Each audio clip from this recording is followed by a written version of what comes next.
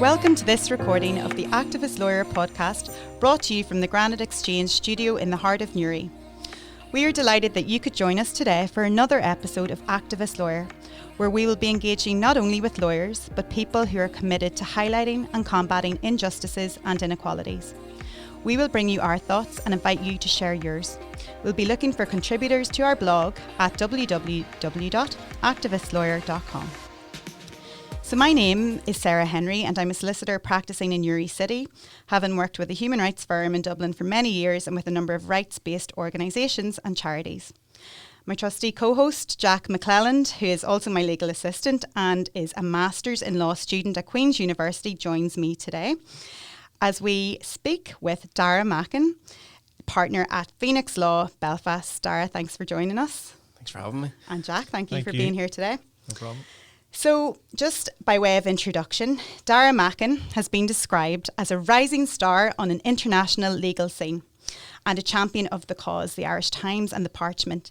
In July 2016, Darragh was the first ever Irish-based lawyer to be nominated and in turn to win an award at the prestigious London Legal Aid Lawyer of the Year Awards.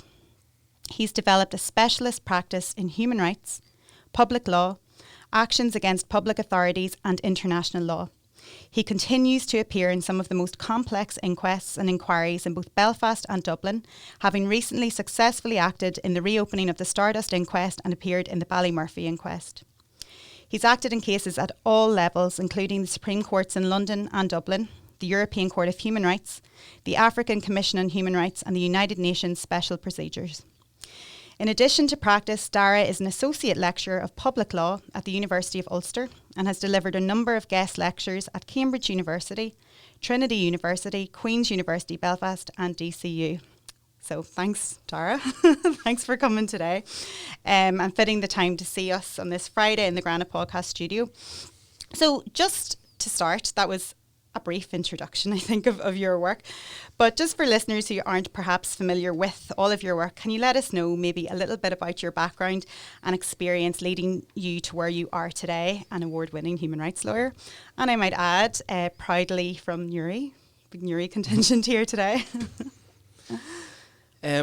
So obviously I began my career in a predominantly criminal defence firm, which is probably where I have to say that my belief and certainly my interest in human rights emanated, having had the experience of representing some of the people who were probably the most vulnerable, such as people who were being made homeless or people with addiction problems, people who are victims of domestic violence. I was kind of being at the cold face of those injustices that probably made me fixated or certainly focused on working towards human rights more generally. And on the back of that, I was probably very lucky to be involved with some families as a result of the conflict in this jurisdiction, who were probably the personification of injustice and human rights breaches. And flowing from that, then I've obviously been very lucky to be, still continue to be lucky to be instructed by some of those families and those victims who unfortunately find themselves in probably the most depressing of circumstances.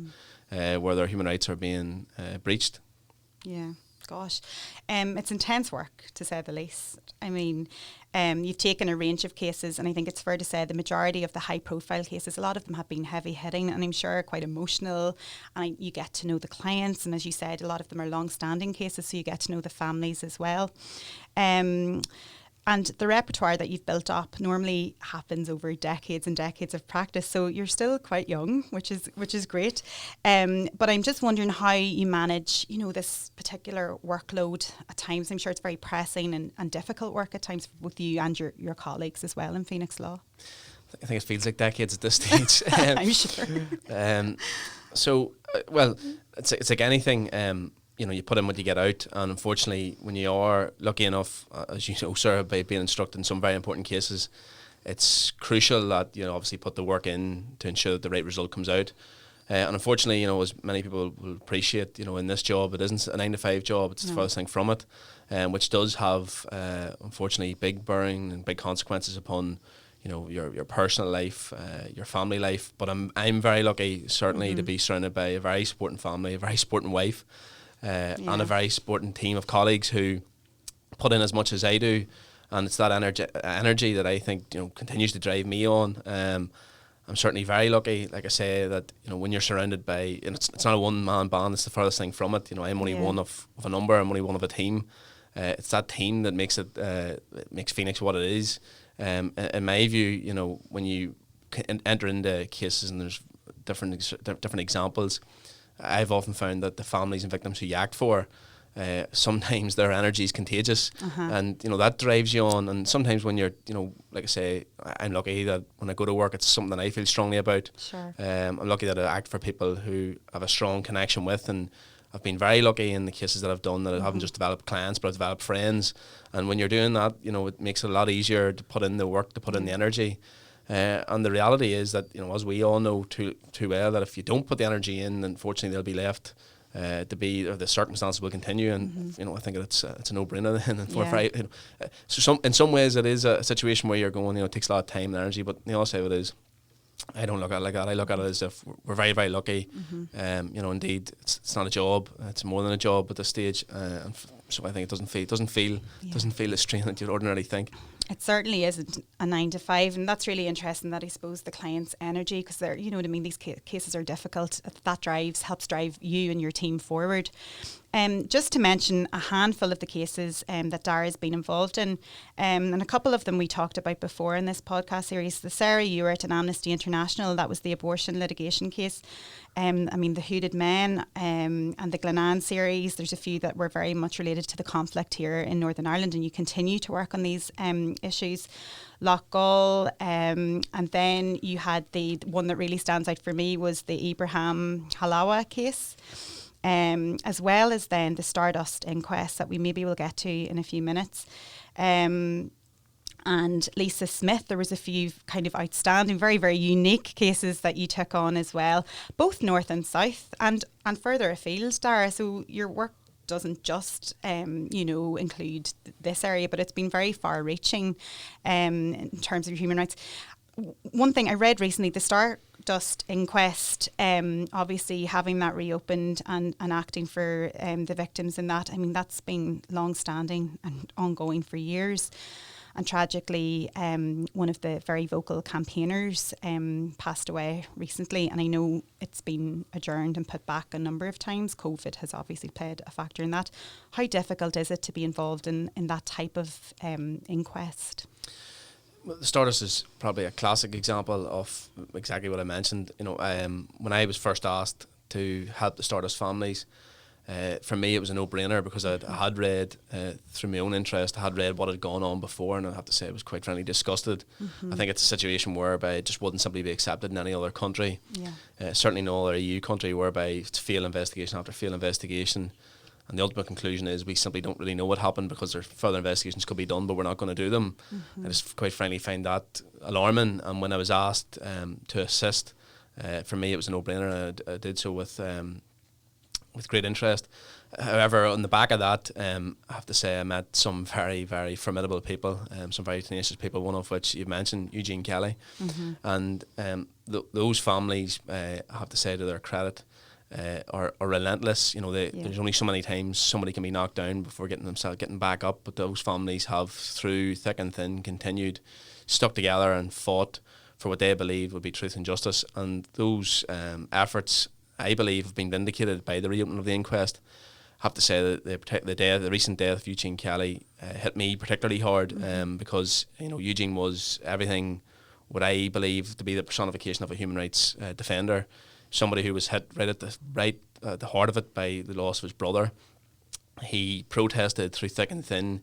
He fought through courts. He took on reviews, and even sat in protests in the Minister of Justice's office all in an attempt to try and seek truth and justice. And he was a relentless fighter. And for him to pass away in the circumstance in which he did before the conclusion of the proceedings, I have to say, comes it's with a heavy heart that's happened, and it certainly hasn't been an easy few weeks. Certainly not for me, and not for the families who have lost him out, because he was a key person in the battle. And unfortunately, that is all too often the problem with these inquests and inquiries and investigations into the historical truths, where the truth is covered up, where the truth isn't told, where accountability doesn't happen. There is a clear policy, certainly in this jurisdiction in particular, by the British government to delay and obfuscate in the hope that families will pass away. And we know all too well, particularly in this area, and you mentioned it, the Glenanne series, you look at the Reevy brothers, very, very close to something very, very close to my heart, with a personal connection with Eugene. But again, unfortunately his mother passed away not that many years ago at the very start of the litigation. Haven't been to the European Court of Human Rights and back, but unfortunately didn't live to see the conclusion of the ongoing review into the Glenanne series now, the murder triangle. And it's, unfortunately those instances aren't isolated. They're just two of a wide spectrum. And in my view, that makes it all more important as to why these human rights investigations need to be expeditious. And certainly, as you know, it's a core part of the Human Rights Act, and the European Convention. Things need to be done expeditiously. It's just so tragic when you think about that, and the effort that they commit their lives to having justice heard for their family members who were victims, and then to pass away and not see it just doesn't bear thinking about. But I suppose their legacy continues, and they have people then picking up to continue the fight. It's representative even when you think about the mother and baby homes at the minute. This scandalous behaviour that's been going on in the Republic of Ireland around delaying inquest investigations, cover-ups. Again, victims are a lot of them in their 80s or 90s now, and have been working on this for decades and still no justice. So it's just really, really tragic. But again, difficult work. And you're right. Where's justice if it's not served? You know what I mean? For these cases, they have to be expedited, or else, that this is what happens. And I suppose it's everywhere. It's across the board. You mentioned there the Glenanne case, and you're very much, your firm and yourself, you've been focused on this very particular part of the world where we live in, has a very unique background and a unique history. And it continues, the legacy, the historical inquests as well. So you've been involved in that. How difficult is that piece of work? Again, it's mostly inquests and inquiries as well. But again, we're faced with the same ongoing, kind of played out, I think some people wouldn't believe what actually went on here, and I think that some people still struggle to come to terms with what went on here. And the reality is that we had a very peculiar history, as you say, but a history that depicts that effectively we had a state that almost played God. It chose who lived and who died, and that, in my view, is how stark the reality is. We often talk about collusion and state collusion, and the reality is that collusion was a fact. It was a way of life for the British government here, where they had a direct hand in a number of murders. In the Glenanne series, a classic example, where serving police officers, serving military officers, the reality is those are the ones who are employed to protect, ensure peace and justice, as it were those who were deliberately taking lives, committing mass murder, and ensuring that those murders were covered up. The one thing that I have to say sticks in my, certainly a bug that I bear a lot, is the fact that people talk about collusion in the historical context, but the reality is that collusion isn't a historic context. Collusion continues to this day, and you need to look no further than the recent decision by the British government not to hold a public inquiry into Pat Finucane, the human rights lawyer who was murdered. And for me, that says all that we need to see. We have a government who accepts there was state collusion involved. We have reviews that accepted there was state collusion, and we have a government that simply still continues to say we're not going to investigate. For me, that is the epitome of what collusion is all about. It's the continued. Yeah, absolutely. And that was shocking. We're all used to a lot of the decisions, like about the delays, the inaction, but it doesn't stop to shock. That was only, wasn't it a month ago or so that they released that statement that they would no longer. It's the family just must be, to relive all of that. It's just really, really sad. But again, we are in a very unique, as I said, part of the world, and I suppose you're practicing in matters that are, probably not being dealt with, certainly not across Ireland and the UK as such. I'm sure there are other jurisdictions that deal with similar matters. But I suppose it's a great mix of work, and your colleagues as well in Phoenix Law. We've talked about some of the cases you've directly been involved in, but there's a whole range of issues that they're working on at the moment. The mother and baby homes that I spoke about there. A judicial review in relation to the investigation to be continued in Northern Ireland is being undertaken at the moment, as far as I know.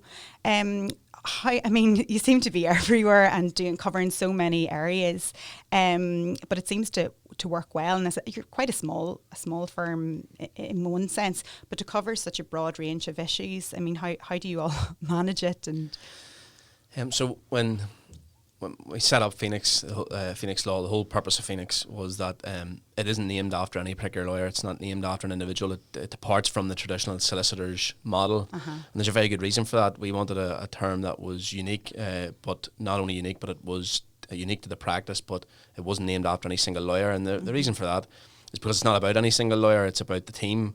It's about every single person who plays a part. We removed the traditional hierarchy that solicitor officers unfortunately all too often have, whereby secretaries were used to be considered, the bottom of the ladder, whereas in our practice we deliberately have a situation where we create a team that everybody has an equal part to play. So the reason we're able to do the work that we do, I would say, is because we're lucky enough to have such a broad spectrum of talent. And I certainly say that even looking around, I'm still very lucky to be surrounded by the lawyers that I am. Some very formidable characters, some very, very bright characters, but also people who have walked in have different life experiences which have put them where they are. And I have to say that it's probably through that ethos that we're very, very lucky, through the team ethos, that we can all work collectively together in a manner that ensures that no person's ever left on their own.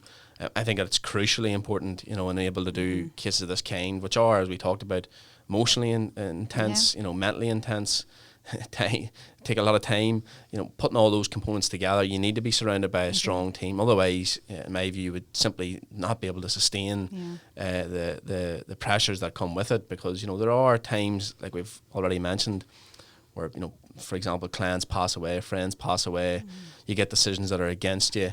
And and unfortunately with human rights nature in general, it is often a David versus Goliath fight. It is. And when you're entering into a battle of that kind, you want to ensure that, your team, your end is as big as they possibly can be and as strong as they possibly can be. And for me, that's where I'm very lucky. I'm surrounded by lawyers who are much better than me, people who work harder than me, I have no doubt.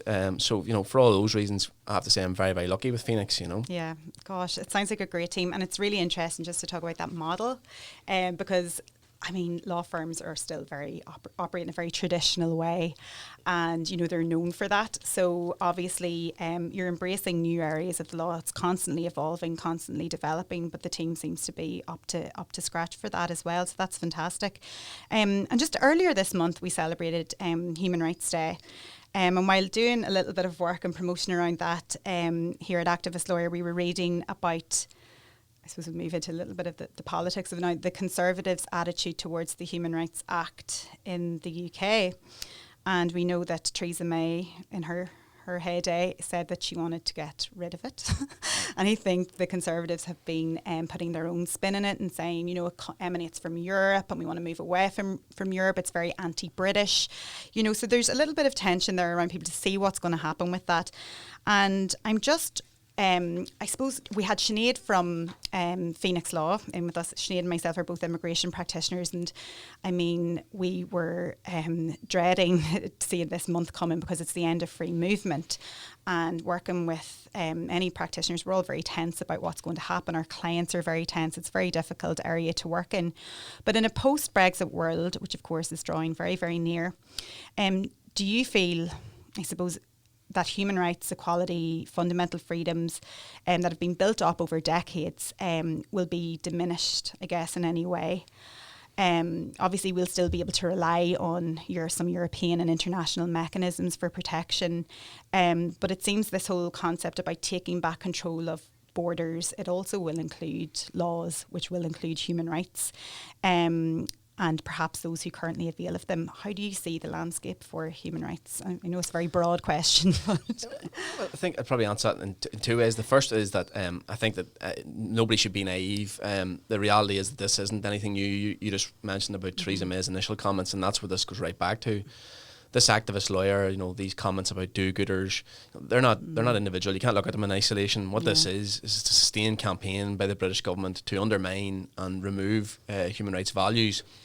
And this goes, when you look at it in the context of the threat to repeal the Human Rights Act, the attempt the taking back our laws from Europe, the proposal to review judicial review.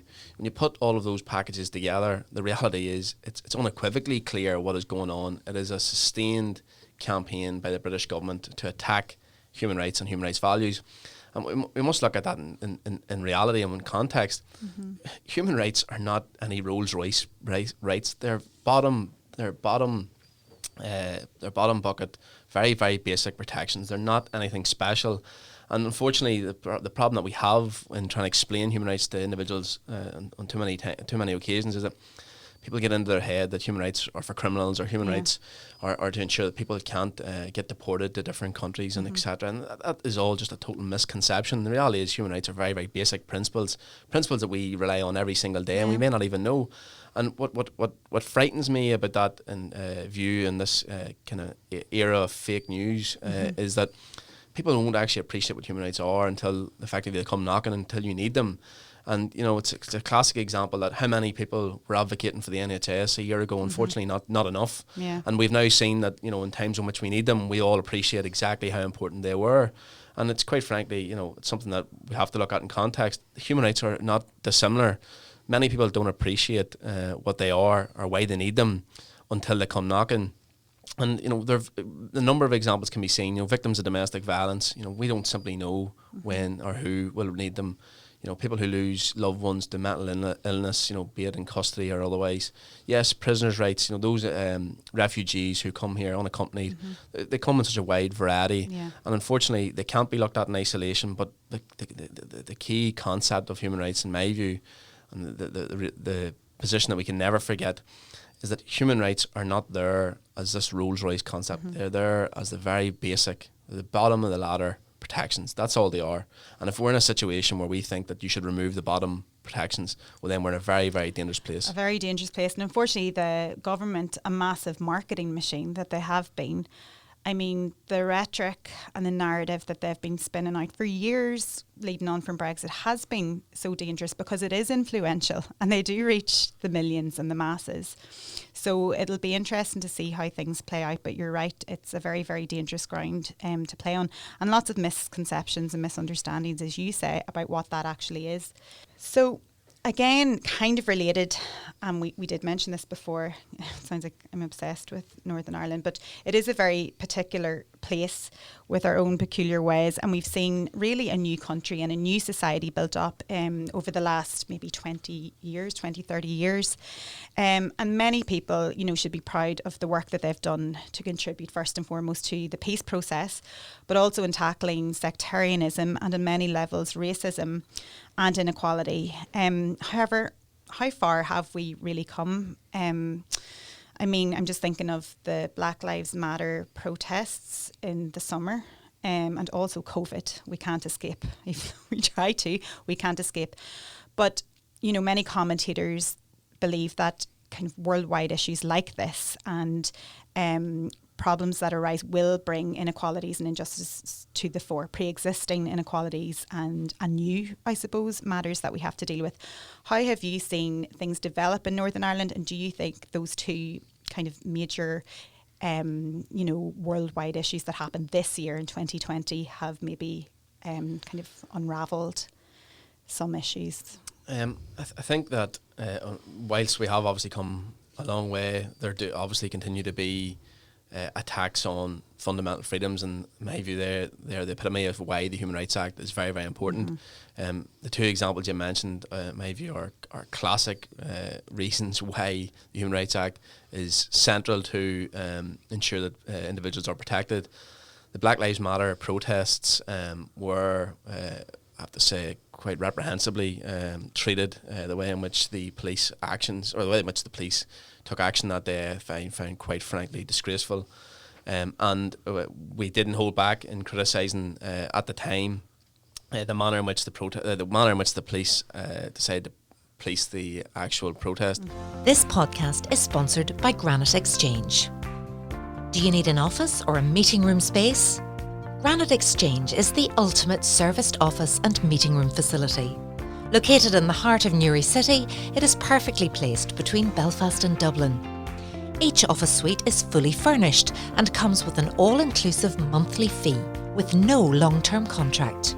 All you have to do is show up and switch on. The rest is taken care of. For more information, call 028 3044 2500 or visit www.granite-exchange.com. The reality is, what the protesters were there to do is to ensure social distancing, ensure that the COVID regulations are complied with. As a result of the police actions, effectively those protections were diminished, where people end up in bottlenecks, and therefore the risks actually increased. And I find that in itself extremely concerning. But not only that, but we must look at it all in context. The reality is, if you remove the right to protest, we are in a very, very dangerous place. We're a very dangerous place, no doubt. I think that the two examples that give me the most concern are that the police interpreted the Black Lives Matter as a protest or gathering that breached the COVID regulations, but a protest no less than 5 miles up the road 2 days later in the sunny suburbs of BT9 with regards to the Chinese embassy didn't deem that would be a protest. And I have to say that gives me grave concern as to what the distinction could be. And the second issue is the classic one, which is the IKEA queue. The police seem to have an issue that if 1,000 people turn up in a certain area, they must all be a gathering of 1,000 people. Well, then why, if IKEA has a sale on a Monday morning at 9 a.m. and 1,000 people turn up, are they all not arrested in the same manner? The reality is it's just quite frankly a ludicrous interpretation of the law.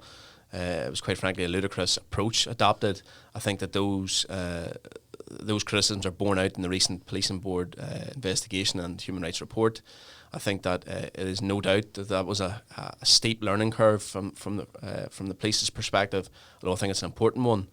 I think that the COVID regulations in general come with grave challenges, and obviously all our initial instincts are to support the COVID regulations to ensure public health protections.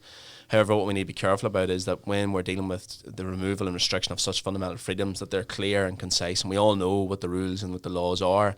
And unfortunately, I think there's been all too often in the recent regulations and the various amendments a number of examples which would give real grave concern as to how the regulations have been brought into force and the intention behind the regulations. And you need to look no further than amendments being done late at night, regulations being said to be enforced when they in fact weren't. Decisions taken to close various shops based on a scientific assessment when the rates for the spread of the virus were much lower than they were, for example, in religious ceremonies, etc. And there's no question that in many instances that they would be justifiable, but the reality is that human rights requires transparent, clear, concise law. And I have to say that at the present time, I would have concerns the way in which they've been policed. I would have concerns about the way in which the legislation was enacted and how it's been decided upon. But I think that these are all, unfortunately, learning curves. We are dealing with a pandemic and we have to grapple with it in time. And maybe there are lessons to be learnt in going forward in future and dealing with such situations or situations such as these. I mean, it is very challenging on every level, but I suppose what's apparent is the level of inconsistencies and, as you said, these quite ad hoc decisions that are taken. Jack, you've been kind of watching things very closely as a student, and I think students are at the heart of a lot of at least the media coverage. I'm referring in particular to students in Northern Ireland. Around COVID and the restrictions and the various, incidents that we have around arrests as well. What have you've been dealing with a couple of... Before I jump into trying to get some free legal advice from you with questions around students, obviously with what we were talking about previously I think I've done a couple of articles, especially for Queen's and for Activist Lawyer, about how important it is that even though we're in extraordinary times, how important it is to still have scrutiny within the executive, and how the lack of scrutiny and how they've brought in these regulations basically whenever they want and they're leaving it to the last minute do you believe that scrutiny should still be there, even though in these extraordinary times, and they shouldn't be able to push through whatever they want, whenever they want, especially with the regulations regarding businesses and stuff? I think scrutiny is absolutely essential. I think there's one of my main concerns is about how the legislation was enacted in the first place under the primary legislation. Arising from that, the decision that was taken to bring in the secondary legislation, the regulations, it effectively did away with that process of scrutiny. I think that over and above that, I think that it is essential in any democracy and any rule of law system whereby there is clear, transparent decision-making processes and that the law is clear and concise. I think that the lack and the absence of scrutiny in this instance has caused considerable problems. I think that the reality is, when we talked about the Black Lives Matter protests, I don't think that the criticism can be left exclusively at the PSNI's door. I think the criticism is borne out by the way in which the regulations were in fact drafted in the first instance and the lack of guidance that was provided to the various authorities. And another example, unfortunately, where I was involved in is the initial decision to close schools. The reality is that we all look back now in disbelief, but at one point in time, the Minister for Education was point blank refusing to close schools, and it was the matter of subject of judicial review to try and force his hand. And that's, in my view, a classic example which just showed how the executive in general did and continue to struggle with this pandemic in their role as, they obviously governing the rule of law.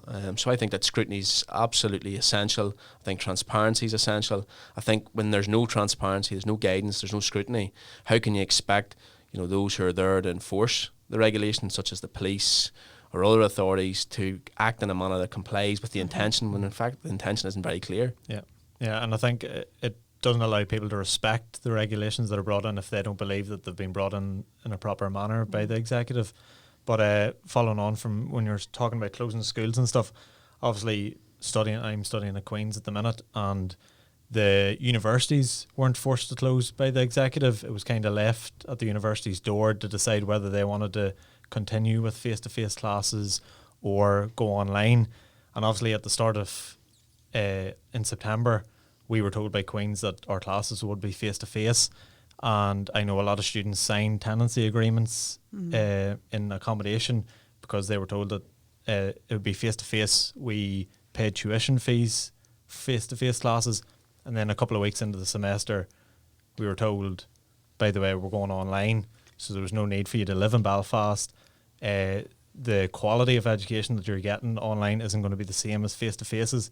And I was wondering, is there any, I know you're working with a couple of students in terms of COVID regulations in the Holy Lands, but I was wondering, is there any advice for students that are seeking some sort of remedy in terms of getting tuition fees back? Or I know Queen's usually have a lot of influence in the Holy Lands in terms of previous years, but now they've just turned a blind eye to students in accommodation. I think the first thing is that students have been scapegoated in the current COVID or the current combat of the COVID regulations. I think that unfortunately, we've seen examples where students have been blatantly unlawfully arrested in breach of regulations, and in fact the regulations didn't even exist. That's well documented. I think there's no doubt that some students have been irresponsible, but in the same way that many people have been irresponsible in Tesco's, in IKEA, or whatever. Exactly. And I think that we have to be really concerned about this, almost stigma that's being laid at students' doors. So I think that the first point is that we must pause and be very careful about this attack on a specific area of the population when it's not really that, it's not really warranted. And you can't, in my view, discriminate in the way in which it's currently the approach. Like for example, would we really ever even debate a rule or a law that would say those people who work away from home aren't allowed to return home for Christmas? No, we wouldn't. And is it a situation, if, for example, where we would say, if you work in Belfast but you can't return home to Newry for Christmas, I think it would just be quite frankly laughable. Yeah. Why are students any different? And I find that a starting point is really quite concerning that students are being discriminated in this manner. The second issue is about what students should do to combat this, stigmatisation or whatever. and I've said from day one in the advice that I've given, and again, it's no secret, I think that the reality here, the problem lies here of the lack of guidance. Why is there no guidance being provided to the universities, and why is that guidance not being implemented? Because the reality is, just like you touched upon, we're in a situation where universities are being told one thing, students are being told another, and we have this mixed messages where students are actually returning to the Holy Lands, for example, premised upon the expectation that classes would be held. That expectation fell away, but yet those students are effectively then locked down away from home. Yeah. And the situation is that in my view, that in itself is concerning, and that must be addressed by way of clear, unequivocal guidance. The situation has to be that if the universities are not holding classes, well, then that should have been made clear.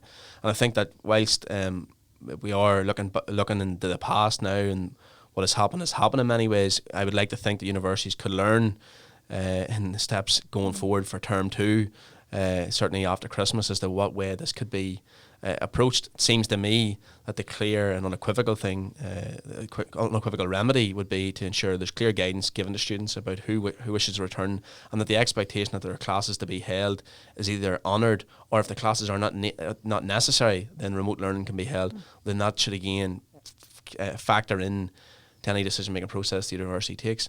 The one thing that I find quite frankly concerning again is the fact that it's almost too late, because so many students have embarked upon tenancies, leases, etc., and they're the ones who are going to be punished the most. And they were punished premised upon, in my view, a lack of clear guidance, not only by the universities, but the guidance that should have been provided by the executive. Yeah, it's like they were forgotten about when the executive was putting in regulations. It's like university students were completely forgotten about until now. But no, thank you. Well, there's huge shortfalls, clearly, and I think the repercussions are going to be felt for years to come. I mean, this isn't, I know it's a pandemic, it's urgent, there's obviously initial challenges, but people will feel the effects of this for years to come. I mean, students who've been impacted, that's just one example. But you can think of the thousands of different categories of people, because of the shortfalls, the failure to legislate properly, and as you say, offer guidance and prepare proper guidance before taking drastic decisions. So it remains to be seen. I suppose it's a very tense time, but for lawyers, etc., just watching it from afar, it's interesting to see how things evolve, or not, as the case may be. But yeah, we're living in interesting times. And on that note, in interesting times, the world's changing. We're changing here about Brexit, massive factor here in Northern Ireland. And for anybody listening, Darragh, who is obviously keenly following your career, we've only touched on a few of the cases that Darragh has worked on. But would you recommend a career in human rights? How have you found it? Have you any advice for any of our listeners who have been tampering with the idea of working within your area? I would absolutely recommend it. And I have to say, one of my biggest gripes, certainly in the legal world or the educational law in general, is that there is consistently this message whereby students are being directed into the commercial world, into the corporate giants. And whilst I fully understand that, the reality is that it's not the only career path.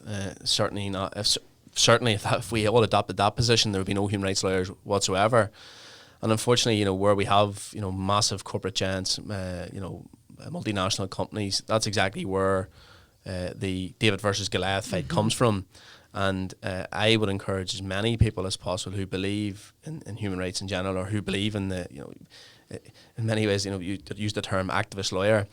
Yeah. And maybe it can't be any more important than now, because it's with the COVID pandemic, with the current attacks worldwide on human rights generally, with the current attack by the British government on human rights lawyers, I think it's more important than ever that we have activists and activist lawyers and going forward to take that fight on.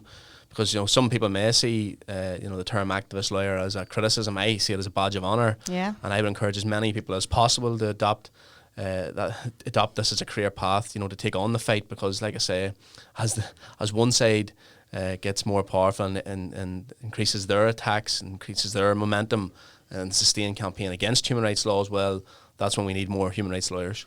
Absolutely. Look, it's fantastic that anybody can look to your firm and your colleagues as an inspiration and representation of it in action and how it works. And I suppose it opens so many different opportunities as well. You know, it's not just about practice, but you can go in-house and work in different organisations as well. So not to fear that. And activist lawyer, yeah, I mean, stupid kind of question, but needed or not. And I mean, you just mentioned there, were as a badge of honour, and I think people did take the term, we've mentioned it before, and held on to it and are proud to be an activist lawyer. And I think I mean, they're needed more than ever now, I would say. Well, look, Darragh, thank you so much for coming in. That was brilliant. Learned a huge amount, and Jack as well. I know you were very following there very keenly. Very inspirational. So again, thanks to Darragh for coming all the way in, and again Jack for coming in on this one as well and helping me out. And remember, you can find us on the www.activistlawyer.com. For our blogs, and if you want to contribute, please let us know. And thank you to all of our listeners so far. We've only had a few series and it's been really a positive response, so that's been great, and we hope to continue for the rest of December and on into the new year. So we'll say goodbye today from the podcast studio in Granite Exchange building here in Newry. This podcast was recorded in Granite Podcast Studio. Interested in starting up your own podcast but don't know how? Granite Podcast Studio can help. Record your podcast in our state-of-the-art studio, which is based in the heart of Newry City. Our studio has cutting-edge and user-friendly technology and can seat up to 4 people. We also provide an editing service, where our team using your guidance and editing notes to provide you with a flawless finished product, leaving your listeners wanting more. For more information on how you can get started, visit www.granitepodcaststudio.com.